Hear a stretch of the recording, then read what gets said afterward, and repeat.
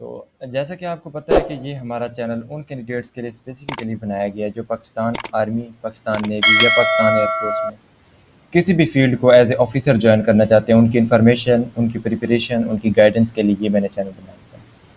और यही दुआ है अल्लाह पाक से कि अल्लाह पाक मुझे इस काम में जो है मज़ीद कामयाबी अता फ़रमाए और तमाम कैंडिडेट्स को जितना मैं कर सकता हूँ उतनी ज़्यादा हेल्प आउट करने की तौफीक भी अता फ़रमाए।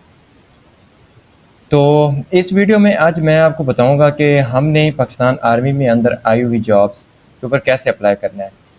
जैसा कि आपको पता है कि जो फीमेल कैंडिडेट्स हैं डेडिकेटेड कोर्स के लिए अप्लाई करना चाहती हैं, तो उनको मोस्टली ये प्रॉब्लम्स आती है कि उनके पास इन्फॉर्मेशन तो होती है बट इन्फॉर्मेशन का पता नहीं होता कि कैसे हमने इन्फॉर्मेशन को करेक्ट जगह के ऊपर पुट आउट करना है। तो उसके लिए ये मेरी वीडियो बनाने का मकसद है। तो होप सो इसके बाद आपके तमाम क्वेश्चंस, आपके तमाम प्रॉब्लम्स का सलूशन आपको इस वीडियो के अंदर मिल जाएगा। Let's start today's video.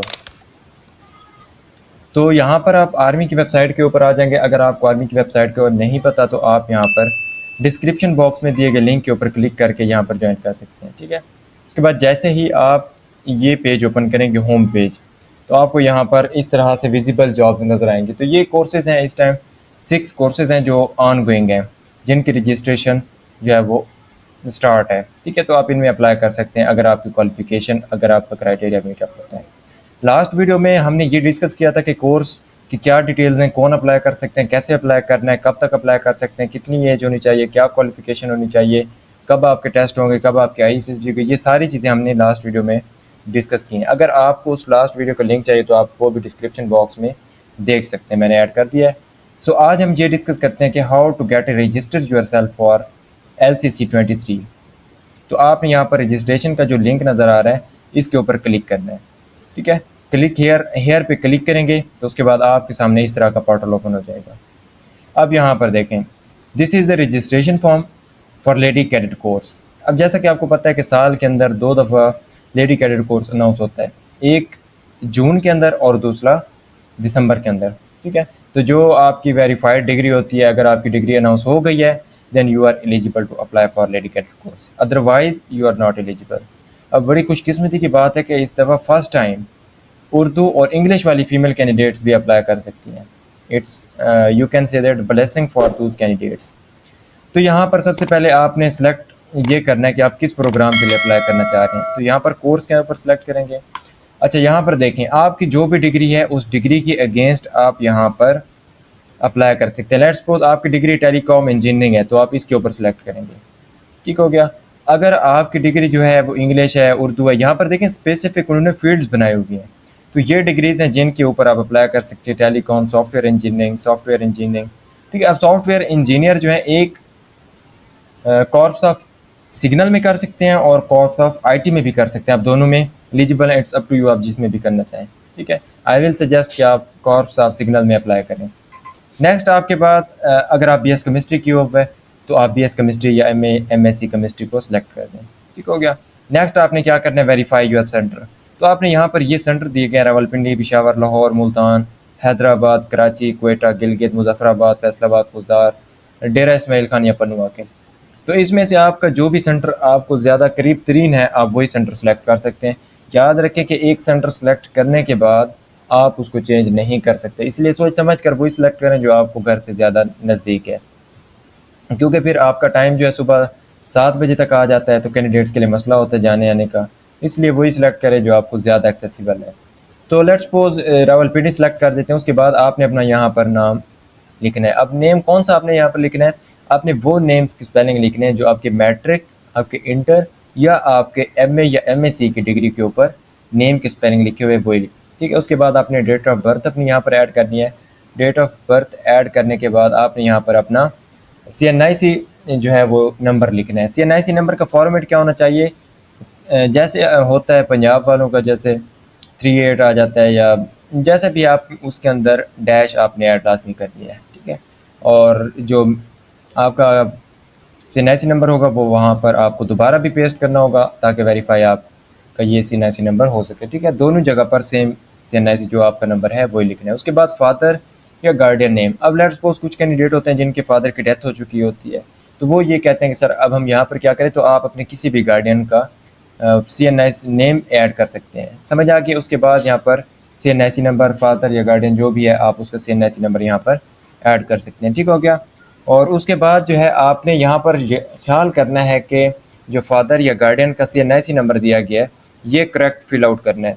ठीक है, इसमें गलती के चांसेस किसी भी तरह के नहीं होने चाहिए, क्योंकि बाद में फिर आपके लिए मसला ये बन जाता है कि कैंडिडेट्स की रोल नंबर स्लिप जो है अभी फिर उनको नहीं मिलती, ना मिलने की वजह से वो बेचारे फिर परेशान होते हैं। तो इसका ये भी सलूशन है, आपके अगर इस तरह का प्रोसेस हो जाता है कि आपका फादर CNIC और आपका रजिस्ट्रेशन करते वक्त फादर का CNIC जो है करेक्ट नहीं है, फिर आप सेंटर कॉल करें, उनको ये मसला बताएं, वो आपको जो है बता देंगे आपका टेस्ट कौन से दिन है, फिर वही आपको स्लिप भी प्रिंट आउट करके देंगे। यहाँ तक बातों की क्लियर। उसके बाद नेक्स्ट फादर की प्रोफेशन कैटेगरी।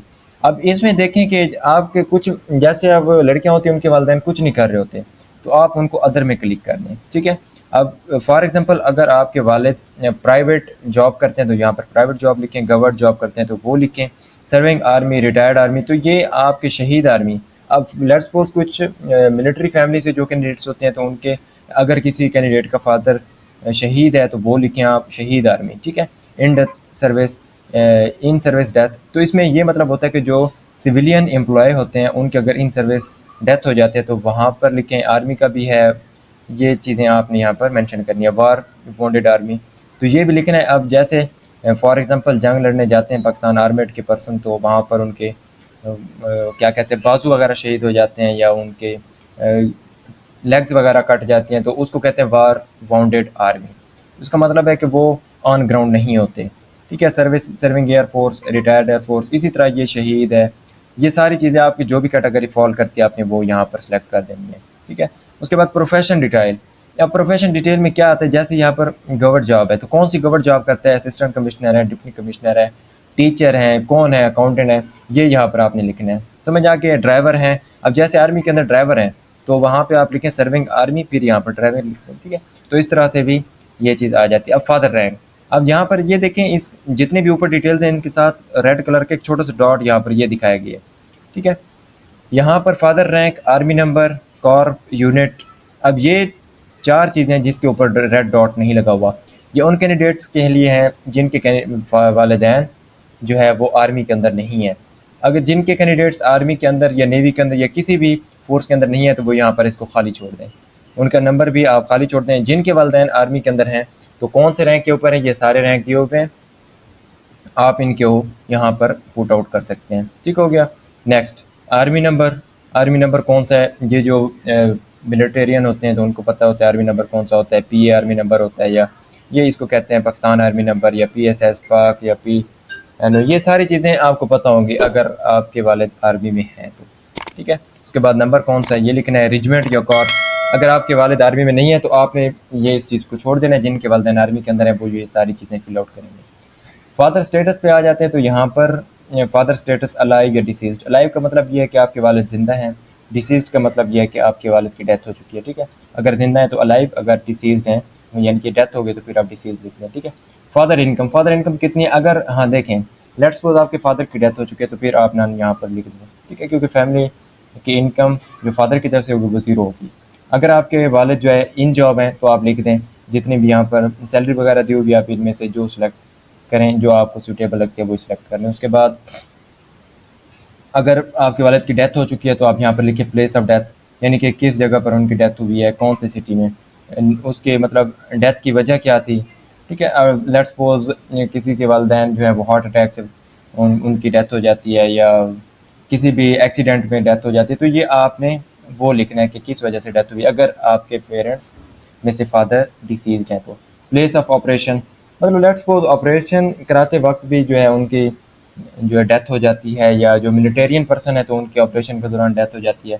ठीक है, जो शहीद वाली कैटेगरी वाले यहाँ पर लिख सकते हैं कि कौन से ऑपरेशन की जगह थी। अगर नहीं है, फादर आपके लाइव है तो ये सारी चीज़ें आप छोड़ दें, place of death, nature of death, place of operation, father types of injury, इसको भी छोड़ दें। अगर किसी के वालिद को किसी भी तरह की इंजरी नहीं है, ये आर्मी लोगों के लिए, ठीक है, आर्मेड पर्सन के लिए, सिविलियन के लिए ये चीज़ नहीं है, इसको भी छोड़ दें आप लोग। अगर आप सिविलियन है तो अगर आप मिलिटेरियन है और आपके वालिद की इंजरी है तो आप फिर उनसे पूछे माइनर या मेजर, तो फिर इसके निशान होते हैं ब्लू एंड रेड, तो वो आपको पता चल जाएगा कि कौन सी इंजरी है। मदर नेम, आपने उसके बाद अपनी मदर का नेम यहाँ पर ऐड करना है कि आपकी मदर का नेम कौन सा है। याद रखिए वही नंबर नेम ऐड करना है जो आपके CNIC के ऊपर लिखा हुआ है, मतलब CNIC नंबर वो करना है। उसके बाद प्रोफेशन कैटेगरी, अब कुछ फीमेल कैंडिडेट्स की वालदा क्या होते हैं, फ्री होते हैं, मतलब कि हाउस वाइफ होते हैं, तो वो यहाँ पर सिंपली हाउस वाइफ क्लिक करें। अदरवाइज अगर कोई जॉब करें तो उनमें से लिखेंगे इनमें से कौन सी जॉब कर रही हैं। ठीक हो गया। हाउस वाइफ तो यहाँ पर हाउस वाइफ, और मतलब प्रोफेशन में फिर आपने यहाँ पर हाउस वाइफ ही लिख देना है। लेट्स सपोज अब यहाँ पर गवर्नमेंट जॉब है तो फिर यहाँ पर प्रोफेशन लिखिए कि कौन सा प्रोफेशन उनका है। क्लियर। उसके बाद मदर्स रैंक, अगर आर्मी में है तो ये फिर लिखें, यूनिट भी लिखें, कॉर्प लिखें, मदर्स पेरेंट यूनिट भी लिखें अगर आर्मी में है। अगर नहीं है तो आप सिविलियन हैं तो आप इसको छोड़ दें। मदर स्टेटस, यहाँ पर फिर वही बात, अलाइव या डिसीज्ड, अगर जिंदा है तो अलाइव, अगर डेथ हो गया तो डिसीज्ड। इनकम कितनी है, अगर जॉब कर रही हैं तो इनकम जो है वो आप ऐड कर दें, अगर हाउस वाइफ है तो नन कर दें। ठीक हो गया। फादर्स एजुकेशन, तो आपके फादर की तलीम कितनी है, तो यहाँ पर जो भी मैट्रिक है, मिडल है, इंटर है, जो भी है वो यहाँ पर आप लिख दें। प्रोफेशनल डिग्रीज में इसमें MBBS भी आ जाता है, इसमें या BDS भी आ जाता है, इसमें जो प्रोफेशनल डिग्रीज होते हैं वो आ जाती हैं। मदर एजुकेशन, जो भी आपकी मदर्स की क्वालिफिकेशन है वो लिख दें, अगर कुछ नहीं है तो इलिटरेट लिख दें। ठीक है। सिबलिंग्स, आप कितने बहन भाई हैं, इसमें आपने याद रखना है कि खुद को आपने इंक्लूड करना है। ठीक है, कि आप कितने सिबलिंग्स हैं।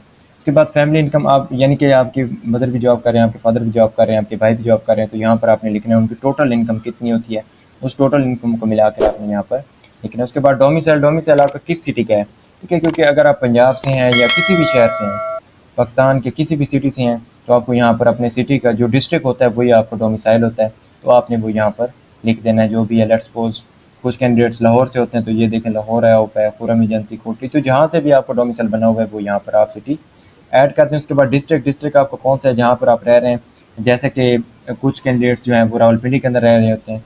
ठीक है, तो यहाँ पर आप जो है रावलपिंडी सेलेक्ट कर सकते हैं। आप शालीमार सॉरी आप सांगड़ में रह रहे हैं तो आप वो ऐड कर दें, सांगड़ जो मेरे ख्याल में सिंध वाली साइड पे है। तो खैर ये चीज़ें आप जो भी आप डिस्ट्रिक्ट है आपका वो ऐड कर दें।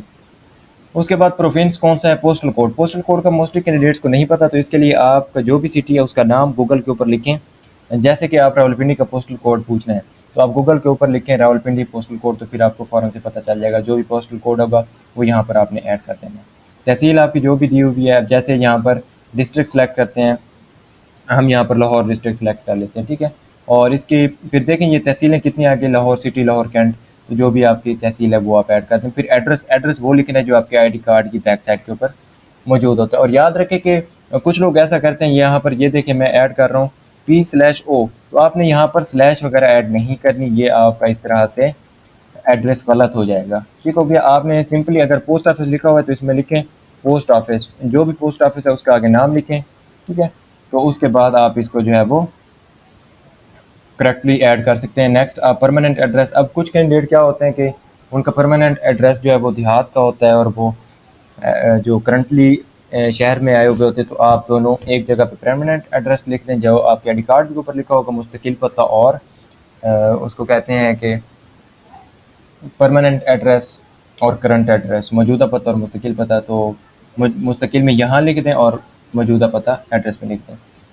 तो उसके बाद जेंडर आप सब फीमेल हैं, मैरिटल स्टेटस आपका अनमैरिड ही होना चाहिए, रिलीजन आपका जो भी है मुस्लिम या नॉन मुस्लिम, अगर मुस्लिम है तो मुस्लिम पे सेलेक्ट करें। फिर उसके बाद सेक्ट, सेक्ट कौन सा आएगा, आइदर यू आर सुन्नी और आइदर यू आर शिया, तो ये आपने सेलेक्ट कर देना है। फिर नॉन मुस्लिम्स के लिए ये है कि जो क्रिश्चियन है, सिख है, हिंदू या कैलाशी, बुद्धिस्ट या अहमदिया हैं वो यहाँ पर सेलेक्ट कर दें। ठीक है, उसके बाद कास्ट आपकी जो भी कास्ट है, मलिक है, अवान है, जो भी है, पठान है, आप यहाँ पर वो ऐड कर दें। उसके बाद मोबाइल नंबर आपका जो एक्टिव मोबाइल नंबर है वो यहाँ पर आपने लाजमी ऐड कर देना है, ताकि किसी भी तरह की प्रॉब्लम वगैरह होती है तो आपके साथ आर्मी वाले कांटेक्ट कर सकें। जैसे कि हमारा ऑफिशियल नंबर है, मैं यहाँ पर ऐड करता हूँ, तो कैंडिडेट्स क्या करते हैं इस तरह से नंबर ऐड करते हैं 0317 यहाँ पर 5088 193। तो आपने इस चीज़ को जो है वो मद्देनज़र रखते हुए ये नंबर सेलेक्ट करना है, यहाँ पर ये ऐड नहीं करना, यहाँ पर स्पेस भी ऐड नहीं करनी। ठीक है, तो आपके विदाउट स्पेस यहाँ पर आपने नंबर ऐड करने, समझ आ गया।